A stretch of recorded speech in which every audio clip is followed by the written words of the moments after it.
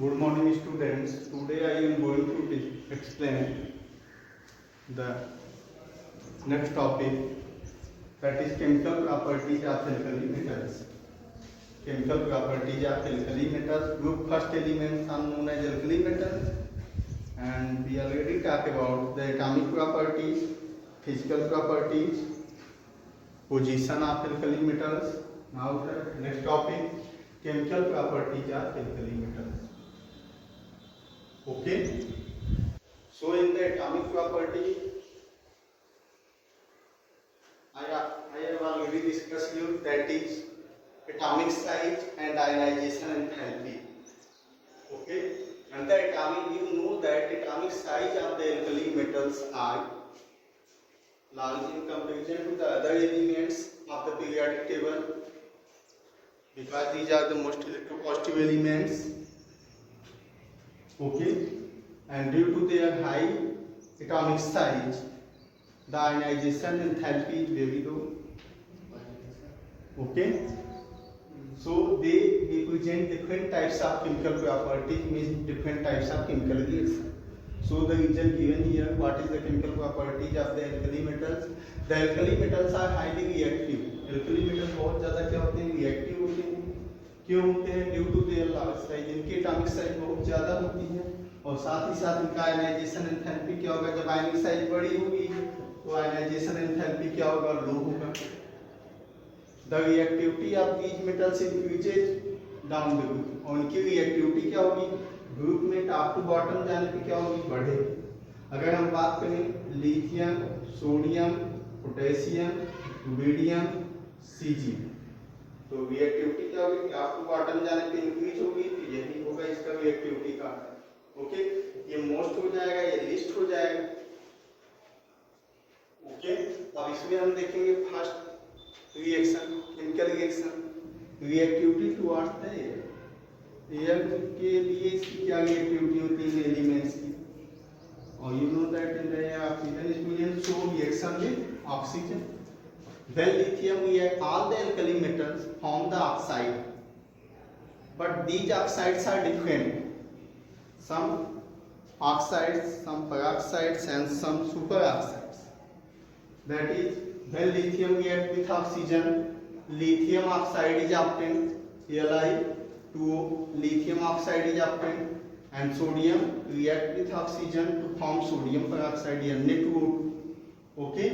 जब ऑक्सीजन 2 होगा तो होगा पेरोक्साइड, लेकिन जब 1 होगा तो होगा ऑक्साइड. और कुछ केस जैसे यहाँ लिखा गया है यम means alkali metal reacts with oxygen to form metal MO2, that is super oxide. जैसे एग्जांपल है, आप ले सकते हैं यम की जगह पे क्या के ले सकते हैं, पोटेशियम, रुबिडियम, सीजियम ले सकते हैं. पोटेशियम ले लेंगे, पोटेशियम प्लस ऑक्सीजन, ये क्या बनाएगा, KO2. इसका नाम क्या हो गया, potassium super oxide, potassium super oxide. लेकिन जब K2O होगा तो क्या बनाएगा वो बेटा, K2O तब बनाएगा जब ऑक्सीजन का अमाउंट कम होगा, लेसेंट ऑक्सीजन होगा, तो वहां पे K2O बनाएगा, उसका नाम होगा पोटेशियम ऑक्साइड. लेकिन जब KO2 बनाएगा तो उसका नाम क्या होगा आपका, पोटेशियम सुपर ऑक्साइड. ओके. ऐसे ही आपने पढ़ा था हाइड्रोजन पेरोक्साइड बनाता है और हाइड्रोजन का ऑक्साइड बनाता है, जिसके ड्यूटी क्या बोलते थे, hydrogen oxide deuterium oxide D2O बोलते थे, और हाइड्रोजन पेरोक्साइड H2O2 बोलते थे. यहाँ पे भी क्या है, जब रिएक्शन होगा पोटेशियम के साथ तो ये बनाया पोटेशियम ऑक्साइड. क्या रीजन है, कहीं पे ऑक्साइड बनाया, कहीं पे पेरोक्साइड बनाया, कहीं पे सुपर ऑक्साइड बनाया.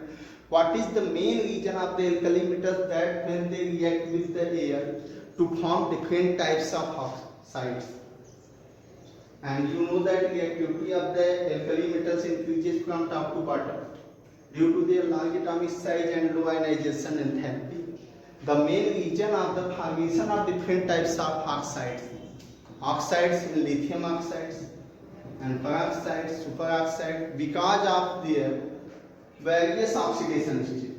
अगर पोटेशियम के लिए हम लें एक एग्जांपल कि K2O, इस K2O में इसका ऑक्सीडेशन नंबर क्या होगा, हमने आपको पहले ही पढ़ा दिया है. K2O में जब निकालना होगा तो 2 × X हो गया, प्लस ऑक्सीजन का -2 होता है, इक्वल टू 0 हो गया, तो 2x इक्वल टू क्या हो गया, 2 हो गया. x इक्वल टू क्या हो गया +1 आया कि 2 से डिवाइड हो। ओके, लेकिन अगर हमने इसके केस में KO2 के केस में KO2 में K का निकालना हो, इसका x हो गया, इसका +2 × -2। अब इसका जब निकालेंगे तो क्या होगा, KO2 के केस में जब हमें निकालना होगा तो ये क्या हो जाएगा इक्वल टू 0। अब क्या होगा x -4 equal to 0, x equal to क्या हो गया। तो ये डिफरेंट ऑक्सीडेशन स्टेट शो करता है और इसी डिफरेंट ऑक्सीडेशन स्टेट की वजह से एल्कली मेटल अलग अलग कंपाउंड बनाते हैं। कोई आपका एल्कली मेटल के साथ ऑक्साइड बनाता है, कोई आपका पेरोक्साइड बनाता है, कोई आपका क्या बनाता है सुपर पेरोक्साइड बनाता है। Okay, second reaction with water. Reaction with water के साथ जो रिएक्शन होगा, when all the alkali metals react with water, lithium, sodium, potassium, rubidium, cesium, they form hydroxide and evolve dihydrogen gas। वो hydroxide को बनाते हैं और डाइहाइड्रोजन गैस का फॉर्मेशन भी करती है। तो reaction with water, all the alkali metals react with water to form hydroxide and evolve dihydrogen gas। Okay, main cause यही है। अब ऐसा क्या रीजन है, why they form hydroxide and evolve dihydrogen gas, because of their large atomic size and low ionisation enthalpy they form hydroxide and evolve hydrogen gas. Okay, all the alkali metals form oxide but they are not reactive toward the nitrogen. All the other alkali metals like lithium react with nitrogen। अगर हम लिखें reaction with nitrogen, lithium reacts with nitrogen to